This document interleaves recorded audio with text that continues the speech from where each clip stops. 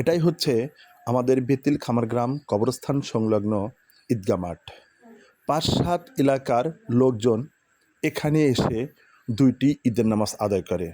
একটি হচ্ছে ঈদুল ফিতর, আর একটি হচ্ছে ঈদুল আজহা।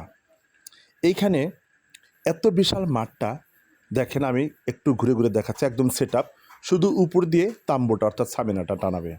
একদম লোহার দিয়ে পাইপ দিয়ে একদম জ্বালাই দিয়ে সেট আপ করা, ঠিক আছে, বার্নিশ করা। আর ওই যে পিছনে জায়গাটা দেখতে পারতেছেন বাঁশ দিয়ে, ওইটা এই বছরে একটু প্রসারিত করা হয়েছে, মানে মানুষজন ধরে না, যার কারণে পাশেই নদী, ওটাকে বেঁধে এলাকাবাসীর যে এলাকা, আমাদের এলাকায় যে বিশিষ্ট শিল্পপতিরা আছে তাদের সহায়তায় আমাদের এই মাঠটা ধীরে ধীরে একেবারে কমপ্লিট করে তুলছে। আর তো এই 4-5 দিন পরেই ঈদ, যার কারণে এখন থেকেই প্রস্তুতি নিচ্ছে একটু পরিষ্কার পরিচ্ছন্নতার কাজ, একটু সাজানো গোছানোর কাজ। দেখেন এই যে এখানে এটা হচ্ছে নতুন, এইবার মাটি দিয়ে ভরাট করে একটু উঁচু করে সাইজ করতেছে। এই দেখেন এই যে বাঁশের, এখানে বাঁশের ইনশাল্লাহ কিছুদিনের মধ্যেই হয়তো এটাও প্লাস্টার করে একদম সেট আপ দিয়ে দেবে, হয়তো স্টিল অথবা লোহার পাইপ দিয়ে একদম সেট আপ দিয়ে সুন্দর করে এটাও গেঁথে ফেলবে, একদম কমপ্লিট করে ফেলবে। তখন শুধু উপর দিয়ে সামিয়ানা তৈরি করবে, এরকম আর বাঁশ লাগানো লাগবে না, খুব সহজ হয়ে যাবে কাজটা।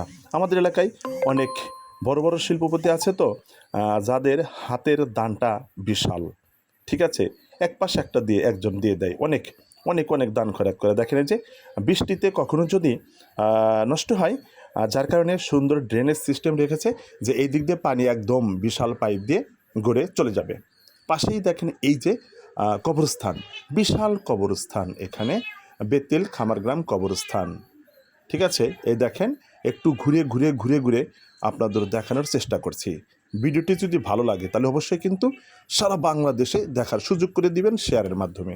আর যাদের কাছে নতুন পৌঁছাবে তারা কিন্তু অবশ্যই ফলো দিয়ে পাশে থাকবেন। আমি সুন্দর সুন্দর ভিডিও তৈরি করে আপনাদের সামনে উপস্থাপন করার চেষ্টা করব। এই দেখেন আমাদের বেতিল কবরস্থান, বেতিল খামারগ্রাম কবরস্থানের এটা হচ্ছে গেট আর কি, মেইন গেট। এখান দিয়ে লাশ নেওয়া হয়, মানুষজন যাতায়াত করে, সারা দিন রাতেই খোলা থাকে, যার যেরকম ইচ্ছে এখানে এসে কবর জিয়ারত করতে পারবে, ঠিক আছে। একদম সুন্দর করে এটা গড়া, একেবারে 1876 সালের এই কবরস্থানটা প্রতিষ্ঠিত, অনেক আগেকার কবরস্থান, কিন্তু 1876 সন, যা তা কথা, অনেক আগেকার কথা, ঠিক আছে। আল্লাহ তাআলা যেন আমাদের এই বেতিল খামারগ্রাম কবরস্থানটা, মাদ্রাসাটা, ঈদগাহ মাঠটা কিয়ামত পর্যন্ত কবুল করে। আল্লাহ তাআলা যেন এটাকে আর নদীতে না ভাঙে।